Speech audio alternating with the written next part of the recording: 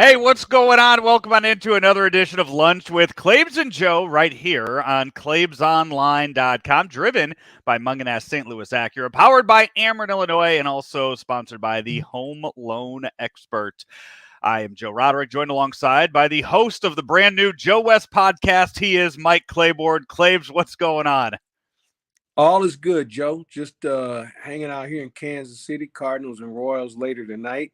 And I'm just trying to get my mind mentally ready for this inclement weather we're going to deal with. Yeah, if people haven't heard yet, the Cardinals just sent out a press release. Tomorrow's game, Wednesday's game, is no longer a 6:10 game; it is now a 12:10 game. So if you're looking to watch it on Bally Sports or listen to it on KMOX, it'll be an afternoon game as bad weather is coming in. So much like yesterday, I mean, you were down at Busch Stadium yesterday, Claibs. They moved that start time up, and about half an hour after that game ended, the skies started to open up. So they know what Joe, they were doing. You know what, Joe? It started to rain just as Gallegos threw the next to last pitch. And really? It rained from that point on. Yeah, I mean, we got out of there in a nick of time.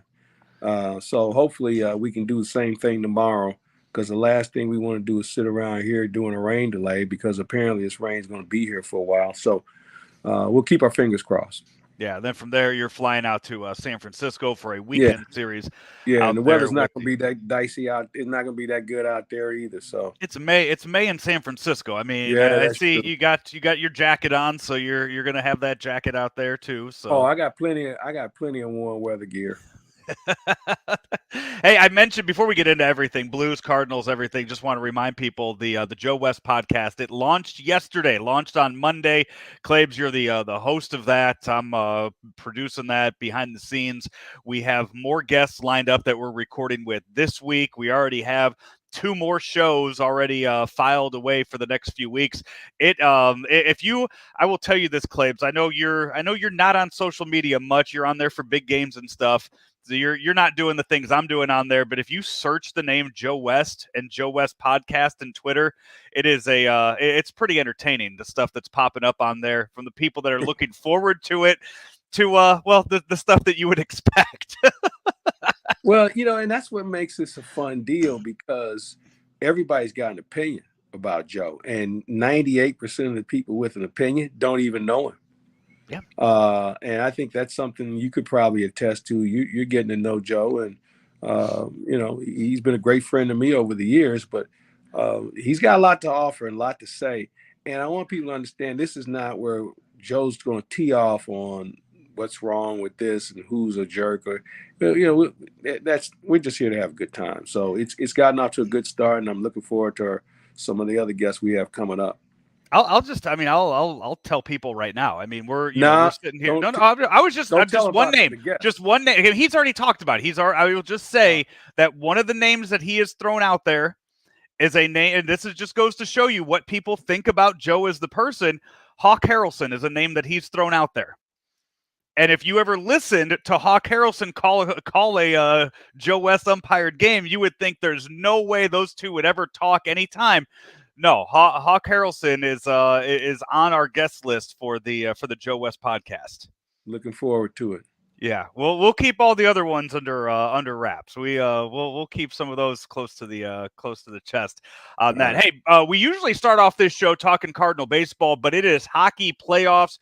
The Blues and the Wild started their series last night up in Minnesota, and Claibs, the Blues came out on fire yesterday, and already the most controversial series in hockey.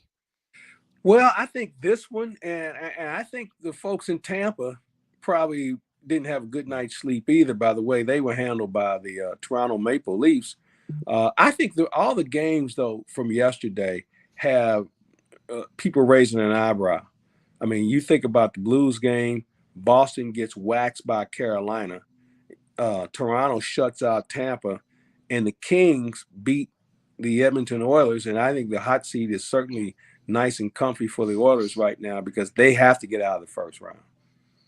Yeah, They as you're seeing though in the when it comes to the hockey playoffs, it takes me a series. The Blues have to get by that first series for me to Yeah. start paying attention to everything else going on. I saw the Kyle Clifford the hip check he had yesterday, and it looks like he's going to be suspended. Jared Spurgeon, he only got fined $5,000 for his hit on Buchnevich yesterday. I think the reason why he didn't get suspended is because Buchnevich continued to play. I think with Kyle Clifford, I think he sent a guy home. So he'll probably sit out a game. And I think that's the only reason why Spurgeon didn't get suspended. He did because Buchnevich continued to play. I know it's the lingo that's used, but when the NHL player and safety already came out when they announced the $5,000 fine, and they're going to come out and they're going to say, you know what, it was for a cross check. Bullshit, that was a cross check. I mean, Yeah, that he was tried to hurt the guy. that was him going at the Achilles, going at the ankle, exactly. trying to put him out for. I mean, an injury like that, he was trying to put him out for the rest of the postseason. No, with you're that. right. It reminds me of, I'm going back a few years, the Summit Series when the Russians took on the Team Canada, and the Russians were wearing out the Team Canada at the point, and Bobby Clark just took a two-handed swing and broke Makarov's ankle, and kept, and that turned the whole series around. So, when you get guys that maliciously trying to hurt somebody, it could be a difference maker. And we're talking about a guy who scored 30 plus goals for the Blues, but those are the rules. We'll see how things fare. If the Blues can win game 3 of this series, this thing could be over with sooner than you think. Although I told you earlier, I thought Minnesota would give the Blues a problem, and there's still room for it. So we'll see what happens. You and Alex Ferrario recorded a podcast earlier today. It'll be up this afternoon on Claibs Online and all the podcast sites. As you look ahead, what happens to Spurgeon here in the next game? What kind of target does he have on him? You can't have retribution. You have to pick your spots, but you can't come out gunning for this guy because the officials will be looking for it. We've already seen where this crew from last night called everything in the book. Okay. So I don't think you can allow yourself to become undisciplined because the Blues are just too good on the power play right now. The penalty kill has been even better. So there's no reason to poke the bear at this point. You'll have your chance to deal with Spurgeon, but tomorrow night and early in this series isn't the right. Where'd you watch the game last night?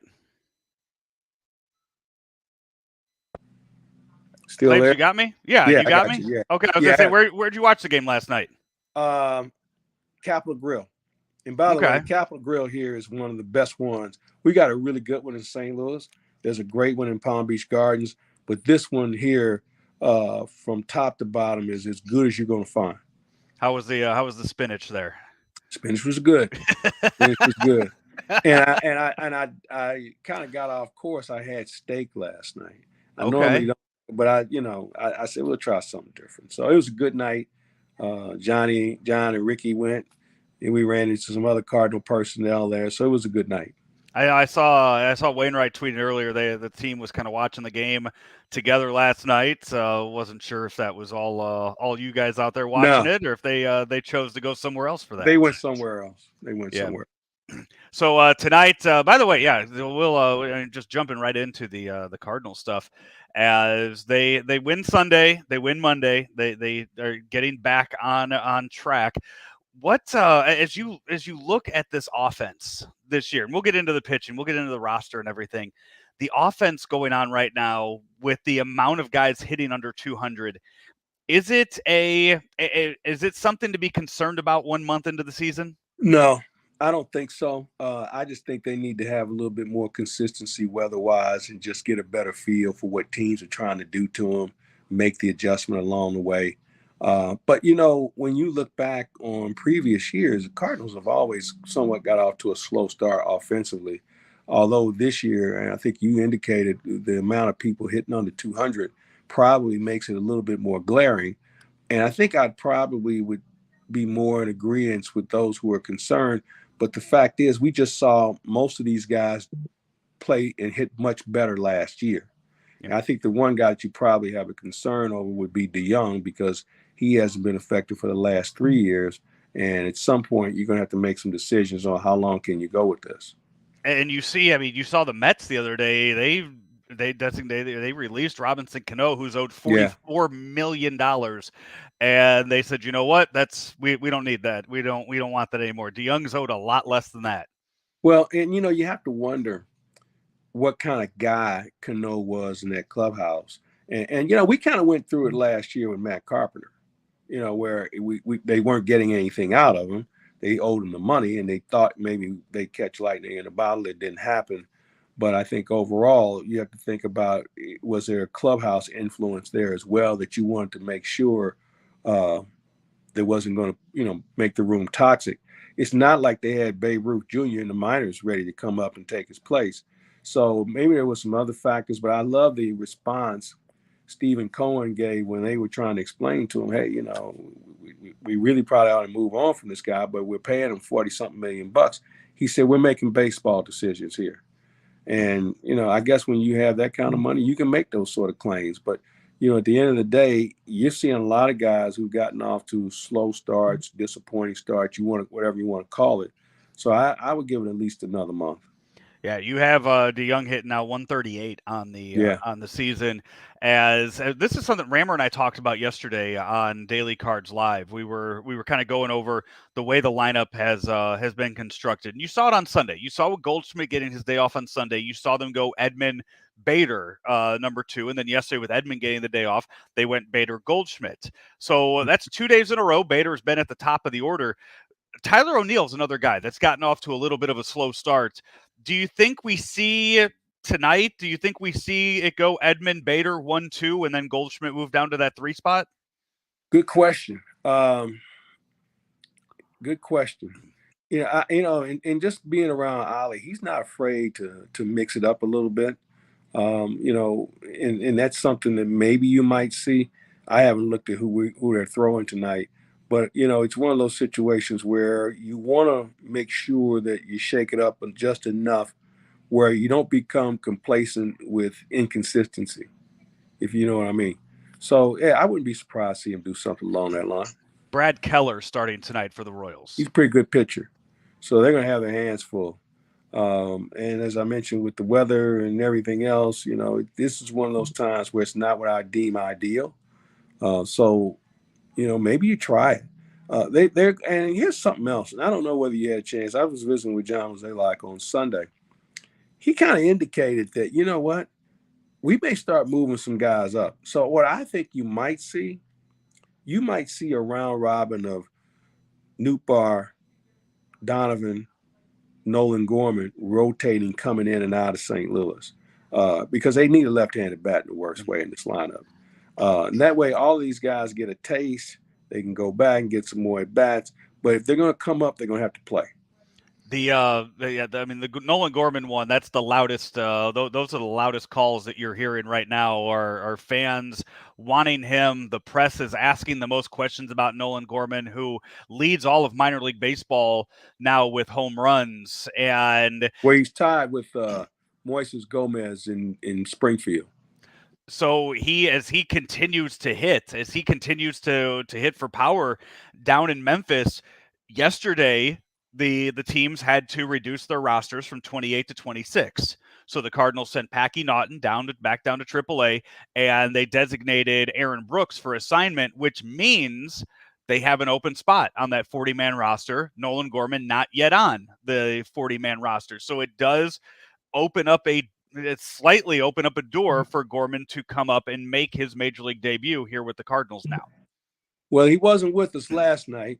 And if you're going to bring him up, yesterday would have been the day because they were off in the minors. So, but again, I would not be surprised to see him here by the middle of May. If we continue to go in this direction, and it's just in being around Ollie and even listening to Mo talk about, they need results, accountability, things of that nature. I think they all learned a valuable lesson last year about carrying guys for the wrong reasons. Mm-hmm. You hope that they bust out of it, but after a while, you got to make some adjustments, man, because, wins are too hard to come by. And you have to make a commitment to the team to let them know you're doing everything possible to put the best players on the team, not the nicest guys or not the guys who make the most money. You have to make sure that you're doing the right thing for the entire team and organization. And the schedule's going to get a little tougher.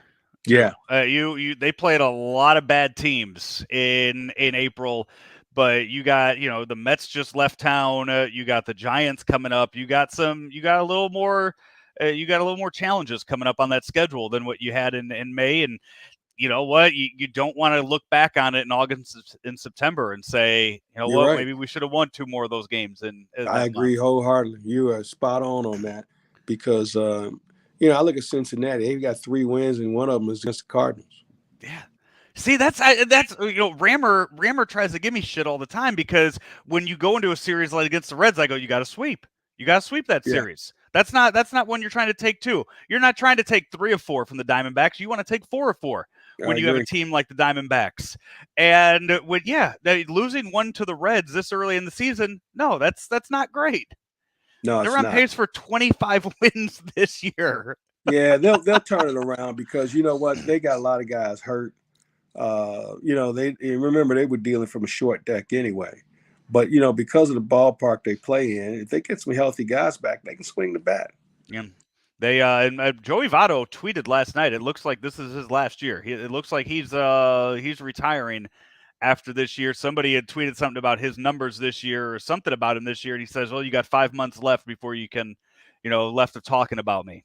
So it sounds like his day is done, which if his career is going to be over, which if that's the case, God, I can't imagine he wants to play on a 40-win team for his final season. Yeah, but he's been loyal to that organization. There's been a couple of times when they talked to him about moving him and put him in a better situation. He said, no, I'm going to stick it out. So I think in that case, he's a loyal guy. So I wouldn't put too much stock in that. This is Lunch with Claibs and Joe, and as Claibs gets his camera back on, we are going to take a break as we are driven by Munganast St. Louis Acura, Ameren, Illinois, and also the HomeLoanExpert.com.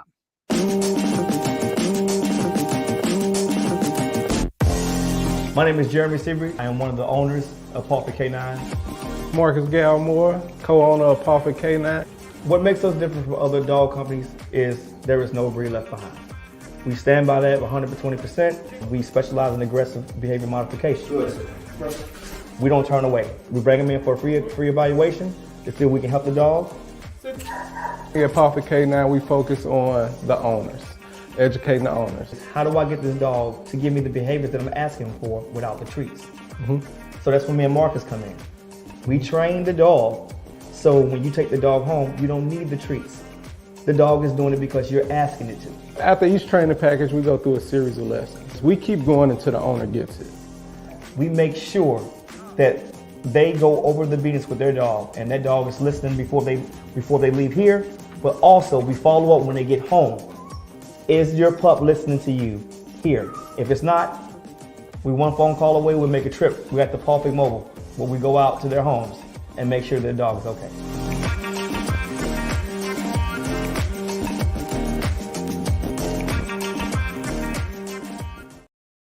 Hey, the Cardinals are on the road right now, but when they come back Saturday, May 14th, the Cardinals will host the Giants, and that day, 25,000 fans ages 16 and older will take home a Busch Stadium exclusive Cardinal purse.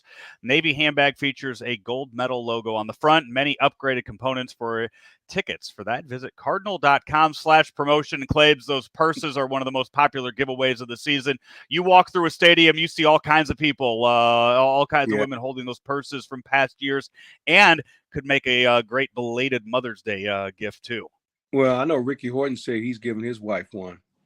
And I'm going to tell you this, I guarantee that game will be a sellout. So if anybody's interested, you better get online today and get your tickets because I don't think they're going to be around much longer. No, they definitely won't. Again, that's cardinals.com/promotions. Back in 30 seconds. I'm with the home loan experts, James and Jayson Gillespie. They're a father and son combination. James, you guys not only do great work with mortgages, you also do great work in the community.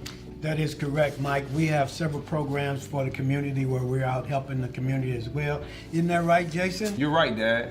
We are doing a ton of work in the community. but we're also doing a ton of work helping home buyers refi and buy homes. All you have to do is give us a call.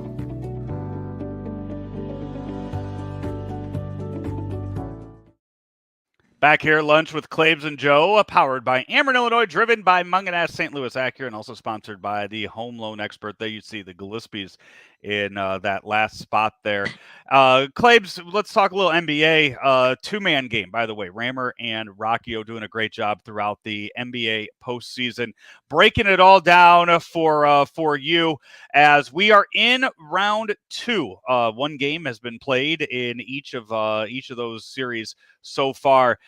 Claibs, we're down to the 8 best teams, and I think it's very clear we got the 8 best teams here. No major upsets in the first round. No series went 7 games. Teams just took care of business, and now we sit here. Of the 8 teams left, how many of these 8 teams actually have a chance at winning the championship? That's a good question, and the reason why I think it's a good question because the injury bug has had such an impact. If you would have asked me a week ago, I would have told you Golden State was the odds-on favorite to come out of the West. But it appears that Phoenix is back. Memphis, even though they lost the other day, I think is still formidable. Joe, I really think it's anybody's game. I think obviously Phoenix and Milwaukee have the most experience, but that Miami bunch is no joke. I don't think we've seen the last of Boston. So I think it's a matter of staying healthy. I don't think Philadelphia can win it because I don't think they have enough players. And with Embiid hurt, we just don't know what we're going to get out of him. But I think when you look at Phoenix, Golden State, those are 2 of the odds-on favorites to meet each other conference finals. And then on the other side, I think Miami is still the team to beat, and I wouldn't be surprised to see Miami and Milwaukee lock horns before it's over with. I mean, you're seeing playoff Giannis right now in the first game, 24, 13, and 12. He's filling up the stat sheet, and Drew Holiday is such a good compliment to him out there. And they're doing it without Middleton, and that's what makes it even more interesting. And maybe it'll catch up to him at some point because I've always thought Middleton was the glue guy for that team, and they may be able to find a way to solve Milwaukee. But what they're doing, at least what they showed in the first game, was more than impressive. Jason Tatum has been so good this postseason, but I feel like he is having to just put Boston on his back and carry him, and it's just been a one-man show with him so far. And I don't know if he can do. I mean, because you're also seeing too. I think you saw in that first game that guarding Giannis is a lot harder than what he had to do in that first round. Well, I think Jaylen Brown's the X factor here. They got to get something out of him, and he's explosive. So I'm not going to put it all on Jason, but we got to get more out of Jaylen Brown in order to make this a series. And I think the question is now, do you let Giannis get his 40 and make sure that Drew Holiday doesn't get his? You don't have to worry about Middleton. And I don't know who else Milwaukee has. By the way, the lineup just came out. So it's Edmund, Goldschmidt, O'Neal, the same top 4 in the lineup. Okay. I just don't know if Milwaukee has that filler off their bench that can take up the scoring minutes that Middleton provided for. Yeah, that it's just when you sit there and you say about Giannis, and I get the argument for that of him getting his 40 points and just taking everyone down. Giannis has been such a good passer all season and into the postseason that even though he's, if he's only scoring 40, he's contributing to create another 30 with what he's doing, passing the ball and moving it around. Right. So it's not just him putting 40 in the bucket. It's what he's doing outside of it and around to make the team so much better. That makes him so good. No, I agree with you. It's been fun to watch him. I mean, he's an MVP for a reason, and I think he's really starting to really feel more comfortable. And, the other thing about him, Joe, I think he's finally comfortable from his scoring lanes and where he's best available. The knock on was, well, he can't make the 3. Well, he's 7 feet tall, okay? There's a lot of other things he can do to get 3 points out of play.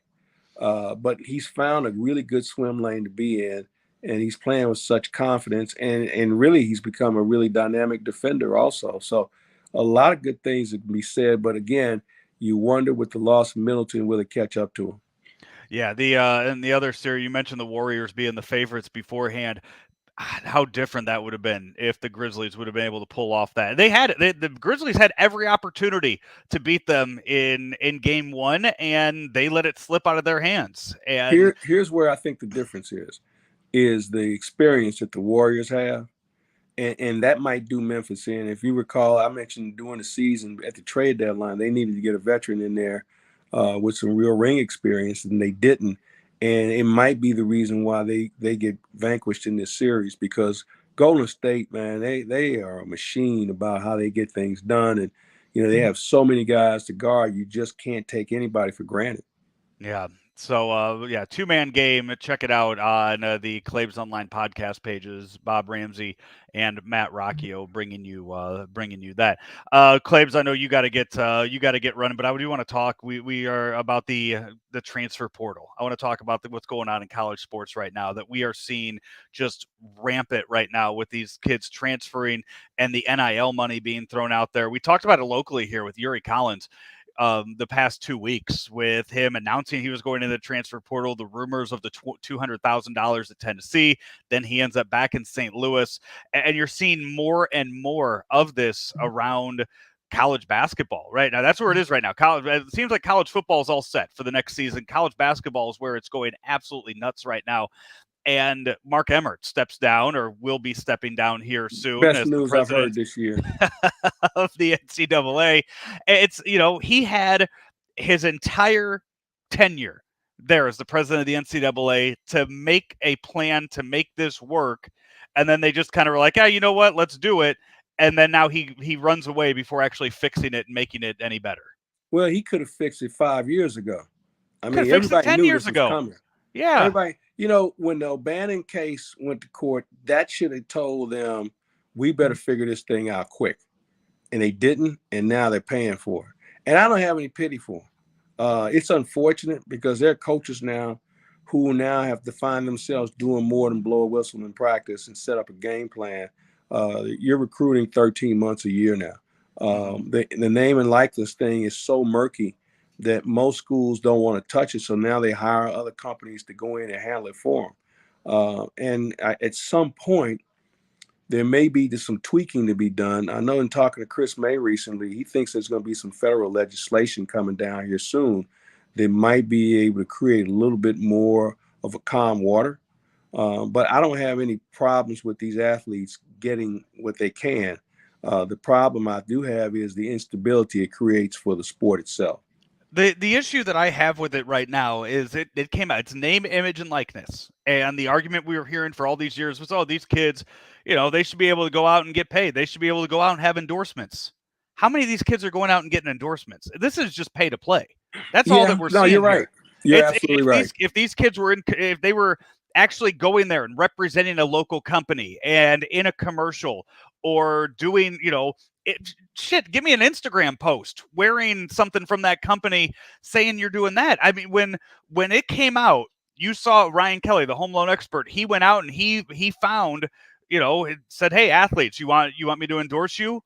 Let's do it. And you saw athletes go do it. I know a guy that here locally went to Belleville West, Lawrence Brazil, a guy that I see playing basketball at the gym all the time, was a Ryan Kelly endorsed guy. And it was just constant social media posts, him wearing the home loan expert logo, going out doing that, telling people, hey, you know what? You need to go to the homeloanexpert.com, telling people that. You're not seeing that with any of these. All you're seeing is, hey, I hired an agent. I want you to go get me, $500,000 to go play at that school. Okay. That's what it's become. It's pay to play. Yeah, no, I agree with you. But I think they're going to regulate. They're going to reel this thing in, because it's literal anarchy that's going on, and some people are profiting off of it. Who is somebody that you think should step in for Mark Emmert? Who should be the next president of the NCAA? Well, that's a great question. I say this tongue in cheek, but I think he'd be qualified. I think Jay Billis would be a good commissioner. Yeah, he's been vocal about it over the years.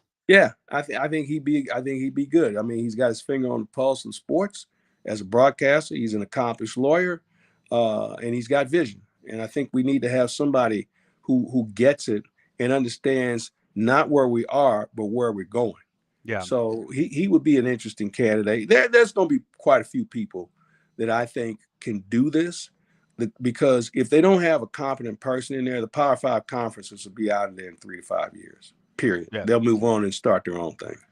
Yeah, we will see how that goes about, because there is a lot of kids right now in the transfer portal in college basketball that don't have homes yet. A couple thousand.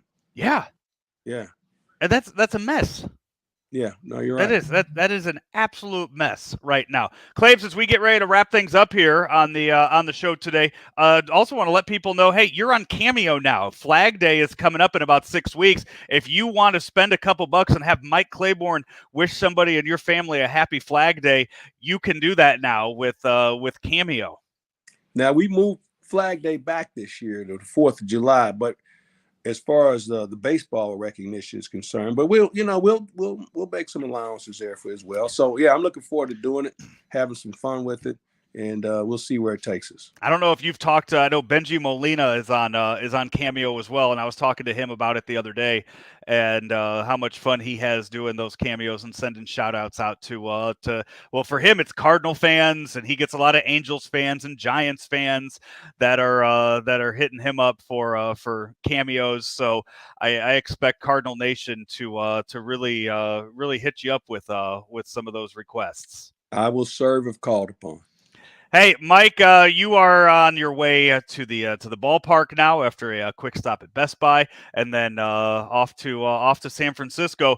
But we got a lot of Joe West stuff coming up this week. Really looking forward to putting some more episodes out there over the next few months. Every Monday is a new episode of 5460, the Joe West podcast. I'm going to say, you know what? If you go on Twitter, it's the most controversial podcast that people have not listened to yet. It was the most controversial podcast out there when we announced it, and now that it's actually out there, all kinds of controversy, people before even listening to a second of it. Well, I'm looking forward to this thing being as much fun as we do with everything else. And yeah, it's going to be fun. I'm looking forward to it. He's Mike Claiborne. I'm Joe Roderick. This has been another edition of Lunch with Claibs and Joe right here on Claibs Online, powered by Ameren, Illinois, driven by Munganess St. Louis Acura, and also sponsored by thehomeloanexpert.com.